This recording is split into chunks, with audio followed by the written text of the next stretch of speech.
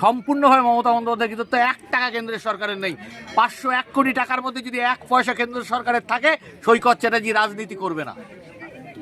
এবং মহামান্য কলকাতা হাইকোর্টের প্রধান বিচারপতি এবং সুপ্রিম কোর্টের প্রধান বিচারপতি স্টেট গভর্নমেন্টকে ধন্যবাদ জানিয়েছে।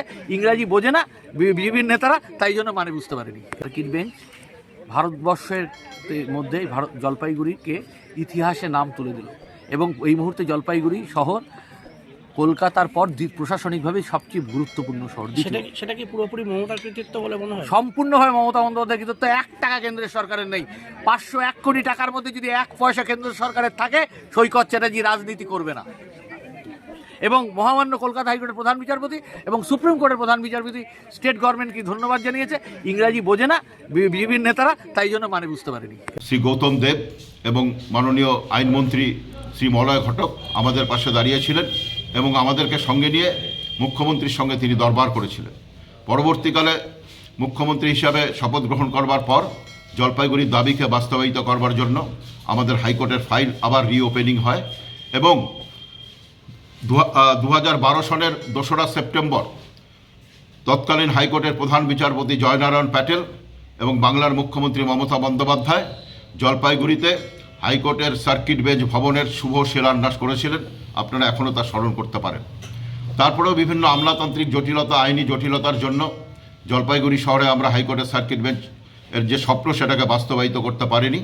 অবশেষে আবার প্রচেষ্টা শুরু হয় এবং মমতা বন্দ্যোপাধ্যায়ের ঐকান্তিক প্রচেষ্টায় 2019-এর মার্চ মাসে আমাদের ক্যালকাটা হাইকোর্টের সার্কিট বেঞ্চের অস্থায়ী ভবন জেলা পরিষদে প্রতিষ্ঠিত হয় এবং তারপর থেকে এই অস্থায়ী ভবনে ক্যালকাটা হাইকোর্টের সার্কিট বেঞ্চ আমাদের চালু রয়েছে।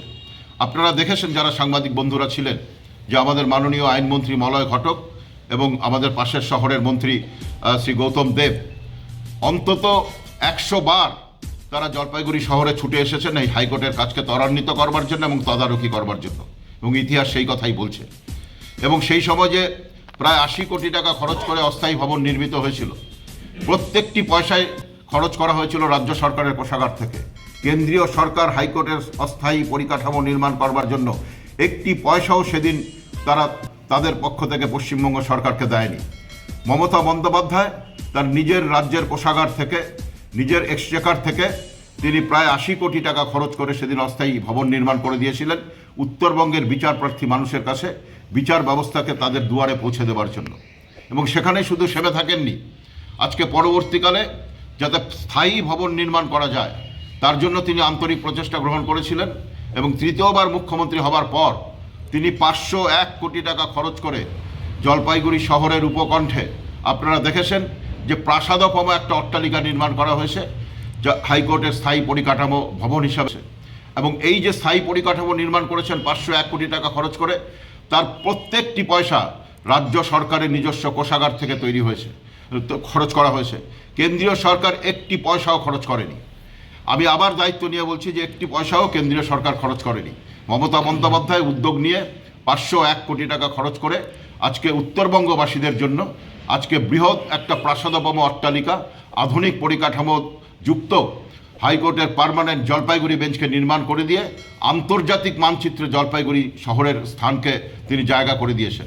জলপাইগুড়ি জেলা তৃণমূল কংগ্রেস লিগাল সেলের তরফ থেকে এই প্রেস কনফারেন্স ডেকেছি এবং আমরা আমাদের নেতৃত্বর সাথে আলোচনা করে এবং নেতৃত্বের নির্দেশ মতো যে জিনিসটা আমরা মানুষের সম্মুখে আজকে আমরা নিয়ে এসে দাবি জানাতে চাচ্ছি সেটা হচ্ছে যে উত্তরবঙ্গের এই প্রত্যন্ত অঞ্চল থেকে কলকাতাতে গিয়ে হাইকোর্টের বিচার পাওয়া সাধারণ মানুষের পক্ষে সম্ভব ছিল না।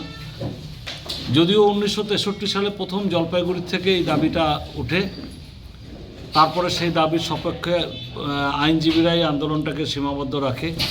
পরবর্তীতে আন্দোলনটা চারিদিকে ছড়িয়ে পড়ে এবং 77 থেকে 2011 পর্যন্ত বামপন্থী সরকার রয়ে গেছিল।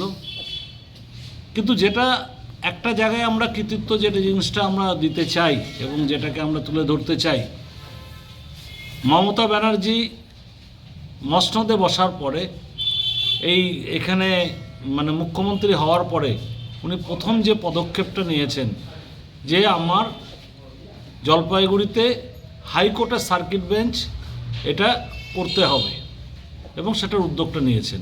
হাইকোর্ট তাতে শর্ত দিয়েছিল যে এর সমস্ত দায়ভার নিতে হবে রাজ্য সরকারকে, বাজেটারিয়াল স্যাংশন দেখাতে হবে, জমির কাগজপত্র দেখাতে হবে এবং প্রত্যেকটা জিনিস মমতা ব্যানার্জি নিজের উদ্যোগে মুখ্যমন্ত্রী হিসাবে সমস্ত কিছু উনি সেগুলো রাজি হয়ে গেছিলেন এবং এই যা স্যাংশন, যা খরচ, যা কিছু সবটাই কিন্তু রাজ্য সরকারের ফান্ডের থেকে সেটা হয়েছে এবং এই কৃতিত্বটা আমরা মমতা ব্যানার্জিকে দিতে চাই। এই আন্দোলনটাকে মানে সম্মান প্রদর্শন করেছে এবং দাবিটাকে মঞ্জুর করেছেন এবং সেটা ইমপ্লিমেন্ট করেছেন হচ্ছে মমতা ব্যানার্জি।